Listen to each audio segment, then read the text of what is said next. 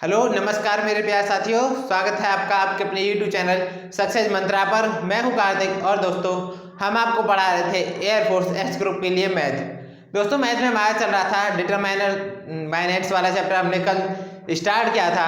तो चलिए दोस्तों हम उसी क्लास को आगे करते हुए एक बार फिर आपके सामने हाजिर हैं। तो चलिए दोस्तों एक बार फिर आपका स्वागत करते हैं और क्लास को स्टार्ट करते हैं, तो देखते रहिए। तो दोस्तों हम उसमें पढ़ रहे थे कि डिटरमाइनर्स के यूज कौन कौन से होते हैं दोस्तों। ठीक है, डिटरमाइनर्स के यूज होते हैं तो गुणधर्म होते हैं कुछ, तो उस गुणधर्म की क्लास को ही आगे करते हुए हमने कल 2 पढ़ लिए थे, तो आज हम पढ़ेंगे तीसरा गुणधर्म। ठीक है दोस्तों, तो चलिए देखते हैं ये तीसरा गुणधर्म हमारा क्या कहता है। पहले नोट करते हैं, फिर उसके बाद हम एग्जाम्पल की मदद से आपको समझाने की कोशिश करेंगे। तो चलिए दोस्तों पहले नोट करते हैं। तो यदि थर्ड है अब हमारा, यदि किसी सारणिक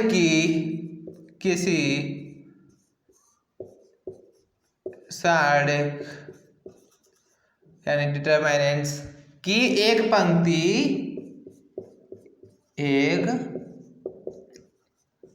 पंक्ति या स्तंभ के अवयव स्तंभ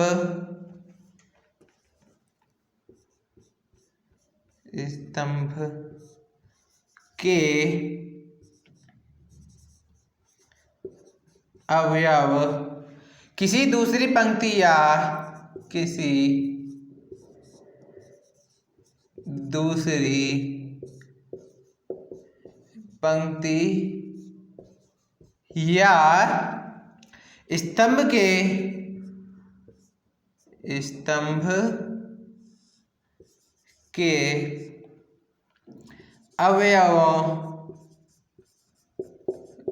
के अवयवों के समान हो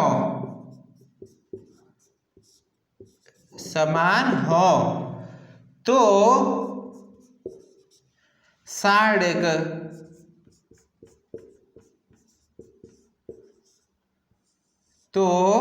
सारणिक का मान शून्य होता है। ठीक है दोस्तों, यदि किसी सारणिक की किसी एक पंक्ति या एक स्तंभ के मान या किसी एक पंक्ति या एक स्तंभ के अवयव किसी दूसरी पंक्ति या स्तंभ के अवयवों के समान हो तो सारणिक का मान कैसा होता है दोस्तों, शून्य होता है। तो इसको हम आपको समझाने की कोशिश करते हैं। तो चलिए देखते हैं। सपोज कीजिए एग्जाम्पल बनाने की कोशिश करते हैं हम। तो हमारा एक सारणिक ए दिया गया है हमको, ठीक है, जिसमें है हमारा 2 5 7 8 1 9 2 5 7। ठीक है दोस्तों, यदि किसी सारणिक की एक पंक्ति, ठीक है, एक पंक्ति के अवयव किसी दूसरी पंक्ति के अवयव के समान है, यानी ये पंक्ति और ये पंक्ति के अवयव सभी समान है, तो सारणिक का मान क्या होगा, हमारा शून्य होगा। ठीक है दोस्तों, तो यदि किसी एक पंक्ति या एक स्तंभ के अवयव आपस में समान हो तो सारणिक का मान कैसा होता है, शून्य। दोस्तों यह चीज आपको एग्जाम में बहुत ज्यादा फायदा करेगी। तो ये छोटी छोटी चीजें जो हम आपको गुणधर्म के माध्यम से पढ़ा रहे हैं, तो इन्हें आप ध्यान से देखिए। तो 2 हमने उस वाली क्लास में करवाए थे, बैक वाली में, और आपने अगर हमारी बैक वाली क्लास नहीं देखी है तो ऊपर आई बटन पर क्लिक करके और हमारी प्लेलिस्ट में जाके हमारी उस वाली क्लास को भी जरूर देख ले। ठीक है दोस्तों, तो ये तो हुआ 0, क्यों हुआ, चूंकि R1 = R2। अब एक एग्जाम्पल और देखते हैं हम, एग्जाम्पल दूसरा। तो सपोज कीजिए इस बार हमारे पास सारणिक भी है, तो 0 5 9 6 8 1। ठीक है दोस्तों, नहीं इसको दोस्तों कुछ इस प्रकार चेंज कर लेते हैं, 0 5 0 ये भी 6 5 9 5 ये इक्वल 0 होगा। ठीक है, अब ये इक्वल 0 क्यों होगा दोस्तों? अब आप बता दोगे, एग्जाम में पूछा जाएगा कि ये इसका मान बताइए, तो अगर आप सॉल्व करोगे तो भी 0 आएगा। तो दोस्तों यही इसीलिए आपको ये गुणधर्म बताए जा रहे हैं, क्योंकि आप यहाँ से सॉल्व कर सको। तो आप कहोगे कि C1 is equal to C2 क्योंकि, और इसीलिए सारणिक B इज इक्वल टू 0। ठीक है, दैट्स ऑल।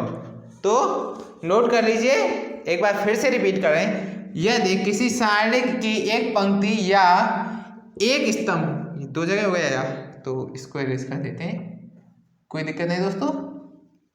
यदि किसी सारणिक की एक पंक्ति या स्तंभ के अवयव किसी दूसरी पंक्ति या स्तंभ के अवयवों के समान हो तो सारणिक का मान कैसा होता है? शून्य होता है।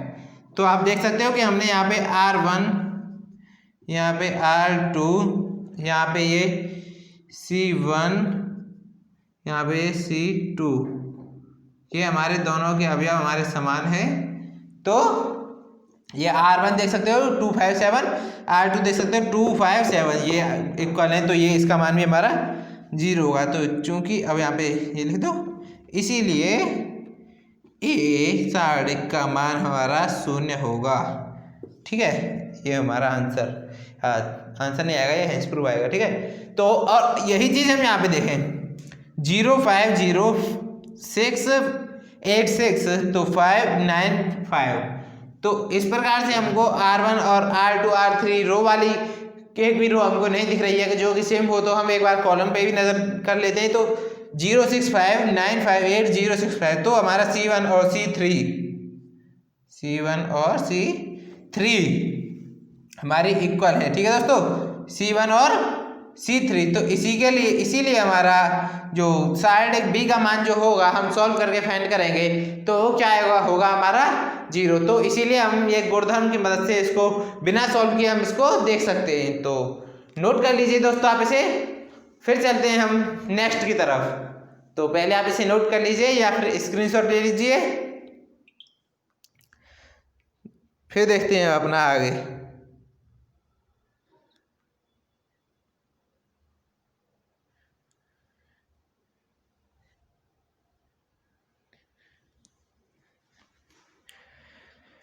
तो दोस्तों होप करते हैं आपने नोट कर लिया होगा। अब हम देखते हैं अपना नेक्स्ट 4th नंबर। तो 4th नंबर हमारा क्या कहता है? यदि किसी सारणिक की किसी एक पंक्ति या स्तंभ में कोई अचर k से गुणा कर दें तो हमारा जो सारणिक का मान है वो k गुना हो जाता है। किस प्रकार दोस्तों? तो चलिए पहले हम इसको इरेज करते हैं दोस्तों। होप करते हैं आपने नोट कर लिया होगा। अब तो चलिए इसको इरेज करते हैं हम, फिर देखेंगे।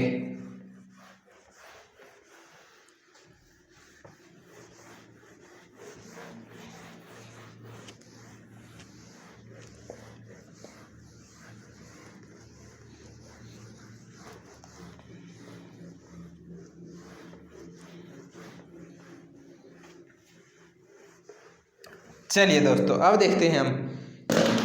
तो चलिए नोट करते हैं अब हम। यदि 4th नंबर है अब हमारा, यदि किसी सारणिक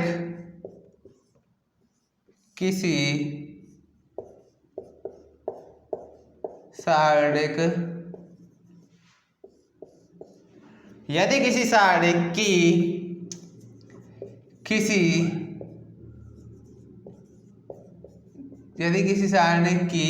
किसी पंक्ति या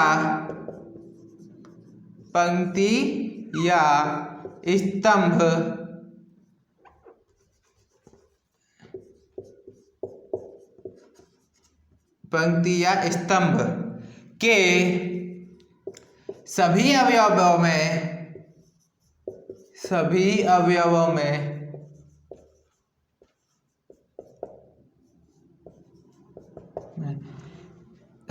में अचर k से गुणा कर दें तो करते हैं तो सारणिक का मान, सारणिक का मान k गुना हो जाएगा, k गुना हो जाएगा। ठीक है दोस्तों, तो सारणिक का मान कितना हो जाएगा, k गुना। तो चलिए एग्जाम्पल की मदद से इसको समझाने की कोशिश करते हैं।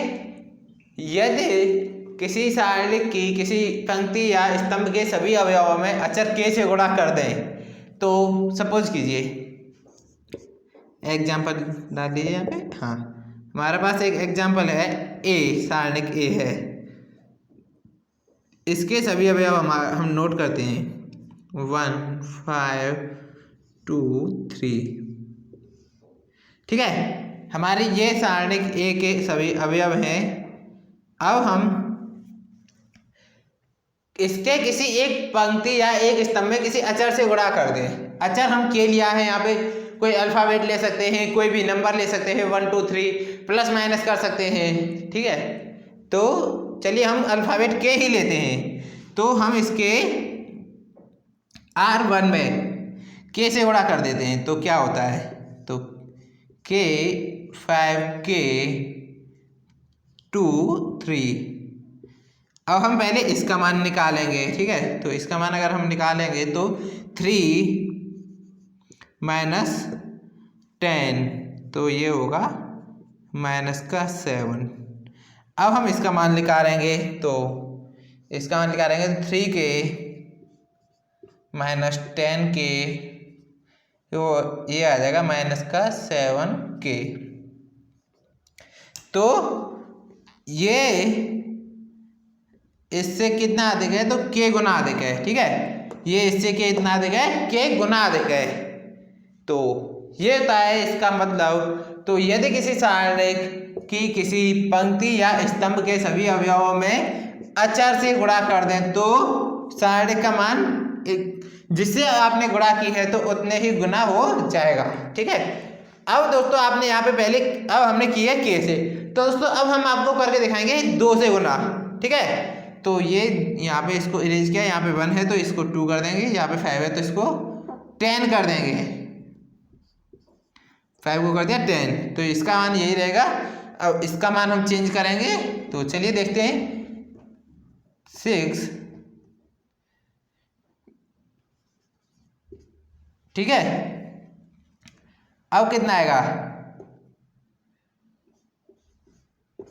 यही आएगा दोस्तों। तो 3 दूनी 6 माइनस 10 दूनी 20, तो माइनस का 14। हमने कितने से गुना की थी, यहाँ पे 2 से, तो हमने 2 से गुना की, तो ये माइनस का 7 है तो ये माइनस का 14, ये कितना आया, इसका 2 गुना। ये हमने पंक्ति में की। चलिए अब एक बार आपको स्तंभ में करके दिखाते हैं। तो चलिए ये पहले 1 और 5 है। अब हम स्तंभ में आपको करके दिखाएंगे 2 गुना इसका। ठीक है, चलिए इसको तो यहाँ पे रहने दीजिए, इसका तो ये 1 है तो ये 2 हो जाएगा, ये 2 है तो ये 4 हो जाएगा। तो इसका अगर हम मान निकालेंगे तो 3 दूनी 6, 5 चौका 20, ये भी कितना आया 14, माइनस का 14, ये माइनस 7 है तो ये इससे माइनस 7, ये इससे कितना गुना है 2 गुना। तो पहले आप इसे नोट कर लीजिए या फिर स्क्रीनशॉट लेना चाहें तो स्क्रीनशॉट भी ले लीजिए, फिर देखते हैं अपना नेक्स्ट। तो चलिए दोस्तों होप करते हैं आपने नोट कर लिया होगा। अब हम इसको इरेज करते हैं।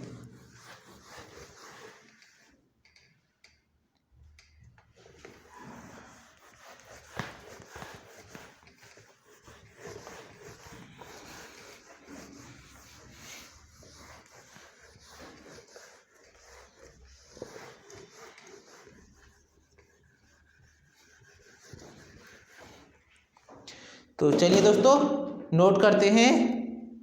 तो देखिए अब आता है हमारा 4th हो गया, अब आता है हमारा 5th, 5वां। तो यदि किसी सारणिक यदि किसी सारणिक के किसी एक पंक्ति या स्तंभ के सभी अवयव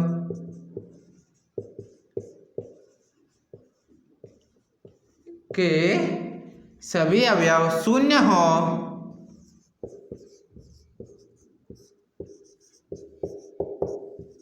तो सारणिक का मान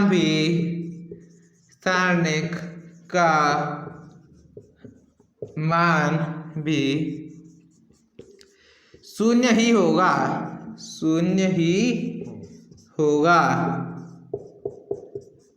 ठीक है दोस्तों, तो यदि किसी सारणिक के किसी एक पंक्ति या स्तंभ के सभी अवयव शून्य हो तो सारणिक का मान भी दोस्तों हमारा शून्य ही होगा। तो किस प्रकार से होगा, तो एग्जाम्पल की मदद से समझाने की कोशिश करते हैं आपको। तो एग्जाम्पल होगा हमारा ये, तो हमारे पास ये एक सारणिक है, चलो छोटा सा मान लेते हैं 2x2 का, तो 3x3 का ही लेते हैं, 0 1 5 0 6 9 1 0 11 2। अब हम अगर इसका मान निकालना चाहें तो इसका मान हम सीधा कह सकते हैं कि इसके C1 के सभी अवयव हमारे शून्य हैं, तो हमारा सारणिक का मान भी हमारा शून्य ही होगा। तो दोस्तों आप कहोगे कि किस प्रकार से, तो इसको C1 के अनुदिश इसका विस्तार कर दो, तो C1 के अनुदिश अगर इसका विस्तार करेंगे तो सभी का में 0 की मल्टीप्लाई होगी, तो 0 की मल्टीप्लाई अगर होगी तो सभी का मान हमारा शून्य ही होगा। सॉल्व करके हमारा कितना आएगा, 0 इक्वल टू 0, चूंकि C1 इज इक्वल टू 0, इसीलिए सारणिक A का मान भी हमारा 0 ही होगा। तो नोट कर लीजिए इसे आप, या फिर स्क्रीनशॉट ले लीजिए, फिर देखते हैं आगे।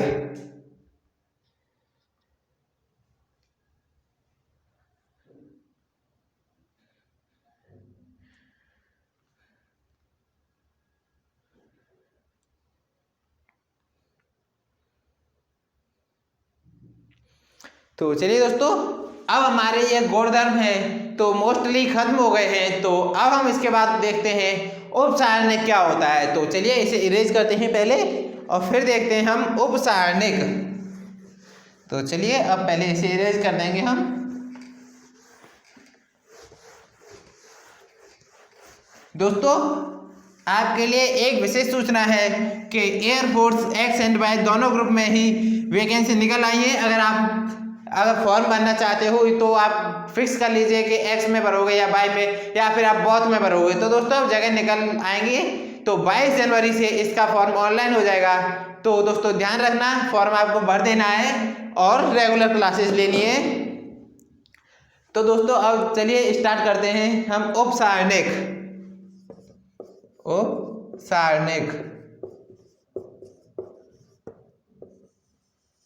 ठीक है, तो उपसारणिक को हम किस प्रकार इंग्लिश में कहते हैं, इसको माइनर। ठीक है, तो इसको दोस्तों आपको इसकी डेफिनेशन की वगैरह की कोई जरूरत नहीं है, आपको ये बस एक निकाल लाना चाहिए कि हम उपसारणिक इसका किस प्रकार निकालते हैं। तो बस वही चीज़ आपको आनी चाहिए, तो वही चीज़ हम आपको निकालना सिखाते हैं। तो चलिए दोस्तों निकालते हैं।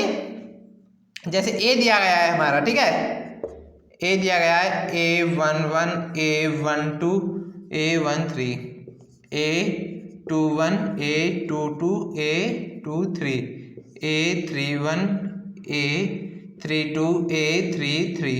ठीक है दोस्तों, अब हमको इसका उपसारणिक निकालना है। अपने दोस्तों सॉरी दोस्तों ये थोड़ा मिस्टेक हो गई। उपसारणिक,